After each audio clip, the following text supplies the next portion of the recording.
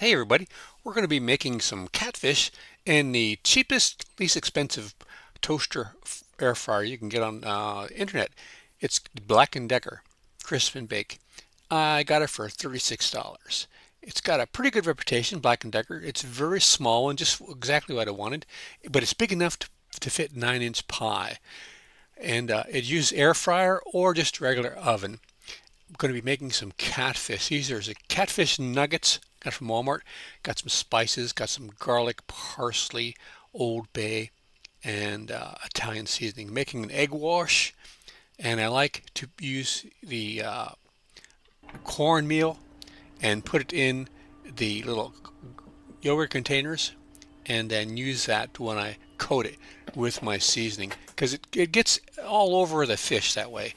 It's very simple, one-handed operation. You know, you can't get much easier than this.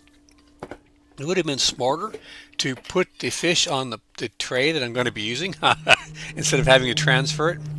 So I put this out on a balcony, and we're cooking out on the balcony, and we're going to be using 450 degrees on the setting for the air fryer. There's only one temperature, and you want to separate everything. I made a couple of mistakes. My first mistake was I should have oiled the air fryer pan that you see right there. That pan, that grate should have had oil on it because all those fish are going to stick now. The second thing is I should have put that little tray that's a drip tray I just removed because if you don't do that, if any fat drips down, you can cause a fire. After I used this for the first time, I made some shrimp, and the shrimp actually had some grease come down and it started burning, and was kind of very interesting. So, but if you have the drip tray, you won't have any problem.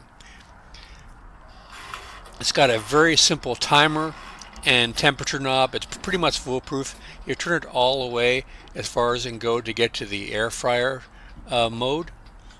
And in the bottom one is just the dial for the timer.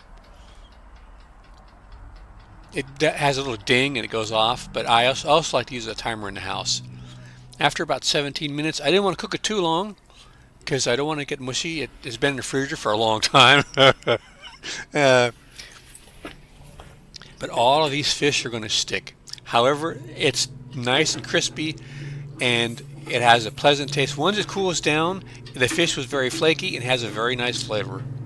This worked out better than I thought it was going to actually. I'm going to be cooking a lot more different things with this little toaster oven, and we'll see how it goes. But I was pretty happy with the way the fish turned out, except for the fact that they all stuck. uh,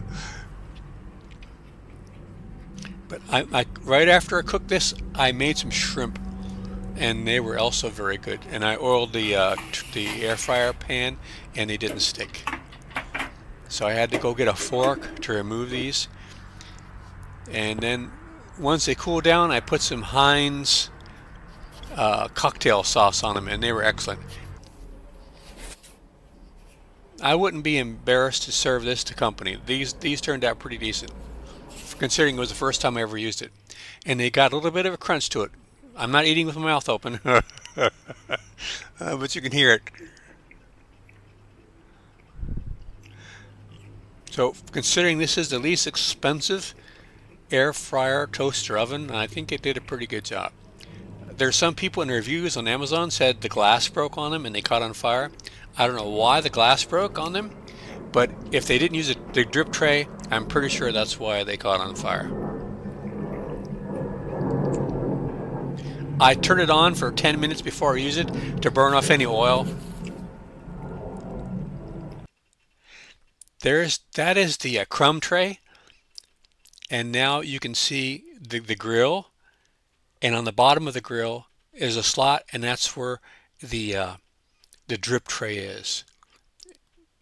And then this other tray that has that's the drip tray right there. You don't want to leave that out. And that's the air fryer tray. So that's all there is to it. And you've got your dials. Top one is for your temperature, and if you turn it all the way to the right, you get to where it's the air dryer feature. and it goes to 450 degrees. You can't change the temperature for the air fryer. And the timer on the bottom. Pretty much it. Very simple.